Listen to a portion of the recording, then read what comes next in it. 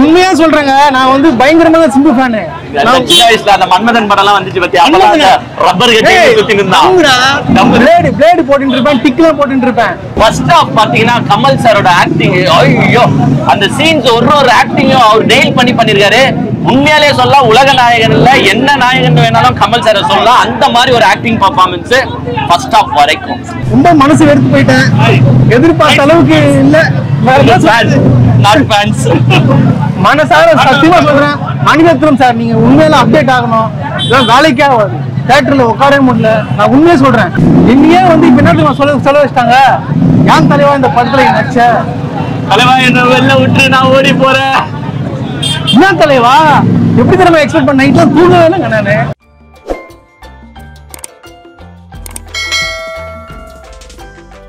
ஆக்சுவலா வந்து கமல் சாருக்கு ஒரு மிகப்பெரிய ஒரு வாழ்த்துக்கள் சொல்லணும்.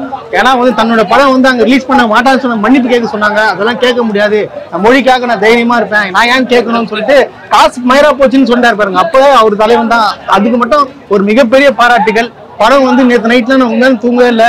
பிராங்கா சொல்றேன், தலைவனை ரொம்ப நாள் கழிச்சு பார்க்க போறேன்னு சொல்லிட்டு வந்தேன். ஆனா ஏன் தான் அவர் நடிச்சாரு அப்படின்னு சொல்லிட்டு எனக்கு சத்தியமா வந்து எனக்கு தெரியவே இல்லை. சிம்பு எதுக்கு கூட்டு ரோல்ல போட்டீங்க? ஆனவனு மணிரத்னம் சார் ஏன் அவரை சாவ வச்சிருக்காரு?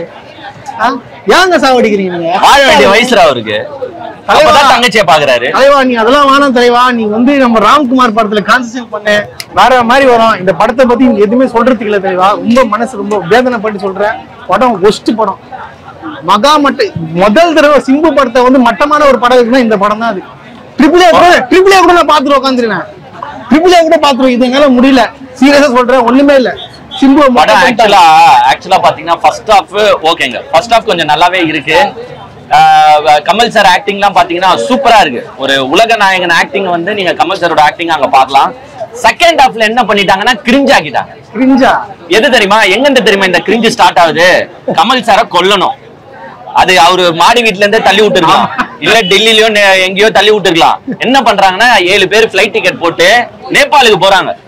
எதே தள்ளி விடுறதுக்கு நேபாளுக்கு போயிட்டு அங்க தள்ளி விட வந்து இடம் தேடுறாங்க. தேடிட்டு ஏர்போர்ட் எல்லாம் தள்ளி விட்டா இவர் சாக மாட்டாரு. நம்ம வா ஒரு பனிக்கட்டி பிரதேசமா காட்டலாம். என்ன செய்யறாங்கன்னா ஒரு மலை பிரதேசத்துக்கு கூட்டு போயிட்டு அங்க சுட்டு அவரை வந்து தள்ளி விடுறாங்க. தலையில சுட்டா உடனே செத்துருப்பாரு, ஆனா தலையில சுடல, வயிற்றுல ஒண்டி சுட்டு கீழே தள்ளி விட்டுறாங்க. தள்ளி விட்ட உடனே விவேகம் படம் ஸ்டார்ட் ஆகுது. அஜித் சார் மாதிரி விவேகத்துல எப்படி மீண்டு வருவாரு, அது மாதிரி பனி பிரதேசத்துல நம்ம ஆள் எக்ஸசைஸ் ஒண்டி தான் செய்யல, மத்தபடி வந்து அந்த கட்டையெல்லாம் ஊனிக்கிட்டு நடந்து 2 வருஷம் கழிச்சுட்டு உள்ள வந்துடுறாரு. அதுல இருந்து போதி தர்மர் ட்ரெஸ் தான் போட்டுன்னு இருக்காரு. நேபாள் தாத்தா, நேபாள் தாத்தா, இந்தியன் தாத்தா பேர் நேபாள் தாத்தா போட்டாங்க. இது என்னன்னா ஒரு 8 வெப் சீரிஸை கலந்து ஒரு 3 ஹவர் நம்மள கொலை பண்ணி பேக் பண்ணி அனுப்பிட்டாங்க. நான் ரொம்ப மனவேதனையில இருக்கு. ஏன்னா மணிரத்னம் சார் ஃபேனு, நானு கமல் சார் ஃபேனு, இவன் தான் எஸ்டிஆர் ஃபேன். அப்பயே சொன்னேன், டேய் அவருக்குலாம் ஃபேனா இருக்காத, தேராது அப்படின்னு தெளிவா சொல்லியிருக்கேன். இருந்தாலும் நான் வந்து எஸ்டிஆர் ஃபேனு தான் வந்தான். பட் எனக்கு அதோட பவுச்சு முன்னாடி ட்ரெய்லர்லயே தெரிஞ்சு போச்சு, இது விளங்காது இந்த படம். அந்த மாதிரி தான் எடுத்து வச்சிருக்காங்க. செகண்ட் ஹாஃப்லாம் கொண்டுட்டாங்க தம்பி. நீ ஆனா உன் மனதைரியத்தை நான் பாராட்டுறேன். எப்படி ரேட்டிங் கொடுக்கலான்ட்டு நீ கேக்குற பேரு, நான் இப்ப ரேட்டிங் கொடுத்து அந்த படத்தை இன்னும் இன்சல்ட் பண்ணுமா? இல்ல ஒண்ணும் இல்லைங்க, ஒண்ணு சொல்றேன். போலீஸ் எதுக்குங்க போலீஸ்?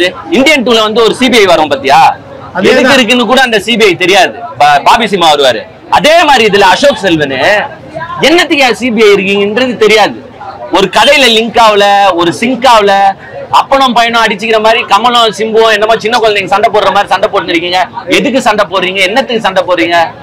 வேஸ்டிங்க. ஒரு மெயினா ஒரு படத்துக்கு என்ன முக்கியம்? வில்லன் முக்கியம் இல்ல யாரு வில்லன்னு உள்ள போயிட்டு நீங்களே வந்து சொல்லுங்க. யார் வில்லன்னு யாருக்குமே தெரியல. மனசு ரொம்ப கஷ்டமா இருக்கு. ரெண்டு பேருக்கும் ஜோடிங்க. த்ரிஷா அழகா இருக்காங்க. ஏன்னா நான் உண்மையா சொல்லிக்கிறேன், த்ரிஷா அழகா இருக்காங்க. அது எப்படி தெரியல, அவங்க நார்மல் வீடியோஸ் இந்த ஜிம் ஒர்க் அவுட் அதெல்லாம் பார்க்கும்போது ரொம்ப கேவலமா இருக்காங்க. பட் படம்னு வரும்போது வந்து அவங்க எப்படி மேக்கப் கூட இல்ல, உடம்பு கொஞ்சம் புஃப் புஃப்னு ஆயிடுறாங்க. அது எப்படின்னு தெரியல. தெரிஞ்சா எங்களையும் கொஞ்சம் ஆக்கி விட்டீங்கன்னா கொஞ்சம் நல்லா இருக்கும். சம்பந்தமே இல்லப்பா, நல்ல சூப்பரான கொஸ்டின் கேட்டாரு. தக் லைஃப்னா அங்கங்க ஒரு தக் மூமெண்ட் வரணும். ஆனா அப்படி கிடையவே கிடையாது. எப்போ வந்து எண்டு கார்டு போடுவாங்க வெயிட் பண்ணி தான் கட்சியில போட்டு அமுச்சு விட்டாங்க. அதுதான் தக்கு, மத்தபடி வேற சீன்ஸ்லாம் உண்மையிலேயே நம்மளுக்கு எப்படி தெரியுமா இருக்கு? கமல் சார் தயவு செஞ்சு பேசாதீங்க சார். அது எங்களை முடிச்சு வீட்டுக்கு அனுப்புங்க சார்ன்ற மாதிரி எடுத்து போயிட்டோம். பேசினே இருப்பா. எனக்கு நிறையவும் பேச முடியல, ஏன்னா கமல் சார் நல்லவர்.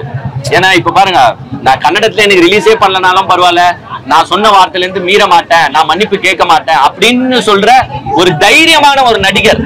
சில நடிகர்கள்லாம் போய் 3 நாள் போயஸ் தோட்டத்துல காத்திருந்து என் படத்தை எப்படின்னா ரிலீஸ் பண்ணுங்க, எங்கேயோ கொடநாடு வரைக்கும் போயிட்டு இப்படி மடங்கி நின்று என் படத்தை ரிலீஸ் பண்ணுங்கலாம் கேட்பாங்க. ஆனா இங்க பாருங்க, கெத்தா நிக்கிறாரு. யார் சொல்றதுன்னு தெரியாதா, வருங்கால முதலமைச்சர். இப்ப இந்த படம் ரிலீஸ் ஆகலன்னு கூட, ரிலீஸ் ஆகலன்னு வச்சுக்கோ, என்ன தர பண்ணுவாரு, டக்குன்னு போயிட்டு.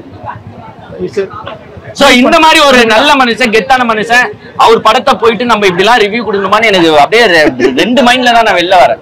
இருந்தாலும் நான் என் நாக்க வந்து கிண்டி நாங்க வந்து உண்மையை சொல்லணும். எதா இருந்தாலும் புரியுதுங்களா, படம் உண்மையான சொல்றேன். இப்ப இவன் சிம்பு ஃபேன் தான், இருந்தாலும் உண்மையை சொல்றான்ல, படம் நல்லா இல்லன்றான்ல. முதல் வாயில இருந்து லைஃப்ல சிம்புவோட காதுல வரைக்கும் நான் பாத்துட்டு இருக்கேன். முதல் படம் சொல்றேன் கேளுங்க, இந்த படம் நல்லாவே இல்ல. AAA கூட கொஞ்சம் நல்லா தான் இருந்துச்சு. புரிதுங்களா? அப்ப எந்த அளவுக்கு இருக்கும் புரிதுங்களா? மன வேதனை பட்டு சொல்றேன். 390 ரூபாய் டிக்கெட், 4-5 பேரை போட்டு நான் தான் கூட்டிட்டு வந்தேன். அதே மாதிரி நான் இன்னொன்னு சொல்லிக்கணும், நான் வந்து சீட் எட்ஜிலே தான் உட்காந்து பார்த்தேன். சீட் எட்ஜிலே ருக்மிணி தேட்டர் நம்ம வந்து சீட் எட்ஜிலே பார்த்தேன். ஏன்னா சீட் வந்து ரொம்ப ஸ்மெல்லா இருக்கு, நம்ம சாஞ்சோன்னு வச்சுக்கோங்களேன், ஸ்மெல்லா இருக்கு. அதனால கொஞ்சம் ரோஹிணி தேட்டர் நிர்வாகம் சீட்ஸ் எல்லாம் கொஞ்சம் இது பண்ணுங்க, இல்லன்னா சீட்டுக்கு பின்னாடி சாயம் இல்ல. ஆமாமா ஆல்ரெடி ஜனநாயகனுக்கு சீட் பண்றாங்க. ஆமாமா ஆல்ரெடி தலையில டாண்ட்ரஃப் வருது, முடி கொட்டுது, அப்படி இப்படின்னு 1008 பிரச்சனைல வரான். நீங்க சீட்ஸை வந்து கொஞ்சம் மெயின்டைன் பண்ணீங்கன்னா கொஞ்சம் நல்லா இருக்கும். ஜனநாயகன் படம் வருதுடா, சீட் மாத்துவாங்க. அவனுக்கு எப்படியோ சீட்டை வச்சிருவானுங்க, எப்படியோ சீட்டை மாத்துவாங்க, வழி கிடையாது. அவங்க தான் கரெக்ட். அதனால ஜனநாயகன் படம் நீங்க வந்து இருக்கிற எல்லா ஸ்கிரீன்ல ரிலீஸ் பண்ணீங்கன்னா மக்கள் இன்வைட் வர மக்கள் படிச்சுக்கலாம். எல்லா தியேட்டர்ல ட்ரெயிலர் ரிலீஸ் பண்ணுங்க. எந்த வித்தியாசமும் இல்ல, ரெண்டும் ஒண்ணுதான். அது இந்தியன் 2ல பார்த்தா ஒரு செகண்ட் ஹாஃப் மேல ஒரே ட்ரெஸ்ல தான் இருப்பாரு, அந்த தாத்தா ட்ரெஸ்ல. இதுலயும் பார்த்தா போதி தர்ம ட்ரெஸ்ல வராரு. எப்படி அன்இமேஜினபிளா எடுத்திருக்காங்க. குழந்தைங்க மாதிரி தலைவா ஒரு அப்டேட் இது இன்னும் அந்த காலத்துல இருக்கிற மாத்தல. மணிரத்னம் சார்லாம் இன்வைட் என்ன பண்ணணும், ஒதுங்கிட்டு அழகா இந்த டிரெக்ஷன் கிளாஸ் அந்த மாதிரி எதுனா இன்ஸ்டிடியூட் நடத்திட்டு போயிட்டா நல்லா இருக்கும். மத்தபடி ஒண்ணும் இல்ல. படம் மணிரத்னம் படத்துல கேமரா ஆங்கிள்ஸ் அதுக்காக மட்டும் நம்ம வரல. கேமரா ஆங்கிள்ஸ், அந்த நட உட பாவனை, அது எல்லாமே அல்டி தான். ஆக்டிங்கும் அல்டி தான், அதுல மாற்று கருத்தே இல்ல. 2 பேருமே அததான்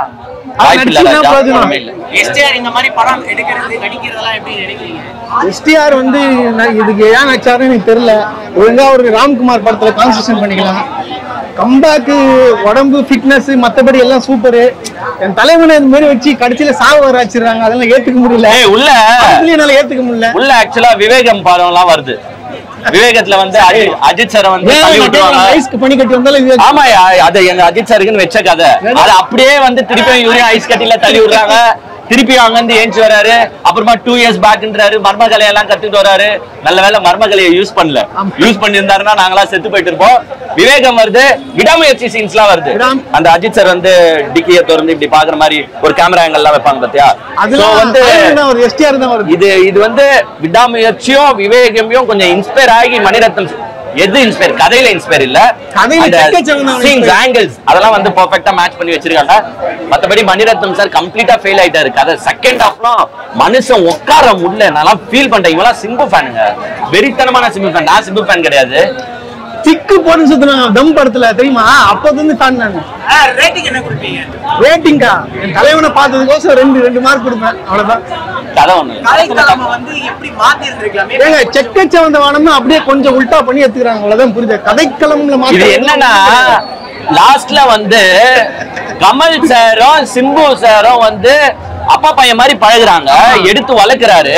சோ இவங்க கதையை எப்படி எடுத்துட்டு போயிருக்கணும்னா, சரி ஒரு வகையில இவங்க சண்டை போட்டுக்கிட்டோம், பட் ஃபைனலா நீங்க எப்படி எடுத்துட்டு போயிருக்கணும், இவங்க ரீயூனைட் ஆகி ஒரு மெயினான வில்லனை சாவடிக்கிறதுக்காக இவங்க ரீயூனைட் ஆன மாதிரி கதையை எடுத்துட்டு போயிருக்கணும். ஆனா இங்க என்னடா நடக்குதுன்னா, மெயின் வில்லன் அவன் வில்லனாவே தெரியல, அவன் சும்மா ஆடியன்ஸ் மாதிரி அப்படி ஓரமா நின்று இருக்கான். இவங்க 2 பேரும் மாக்குன்னு போட்டு அடிச்சுட்டு இருக்கீங்க.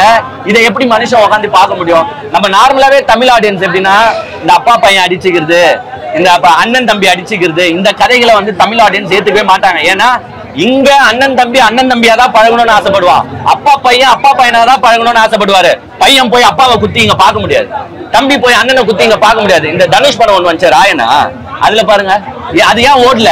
ஏன்னா அண்ணன் தம்பியை அடிச்சுக்கிறானுங்க, முட்டிக்கிறானுங்க. அதை எப்படி ஆடியன்ஸ் லைக் பண்ணுவான்? அதே மாதிரிதான் இது. சிம்பு சாரும் கமல் சாரும் அடிச்சுக்கிறத ஆடியன்ஸ் எப்படி உட்காந்து பார்ப்பான்? அதுவும் அப்பா பையன் மாதிரி பழகிட்டு 3வது வில்லனை உள்ள சொல்லி அவனை அடிக்கிறத நீங்க வைக்கணும். அதை கம்ப்ளீட்டா மிஸ் பண்ணிட்டாங்க. அது ஒரு மிகப்பெரிய செட்பேக். அதை டைவர்ட் பண்ணி எடுத்து போயிருக்காங்கன்னா மேபி படம் நல்லா இருந்துச்சு. மத்தபடி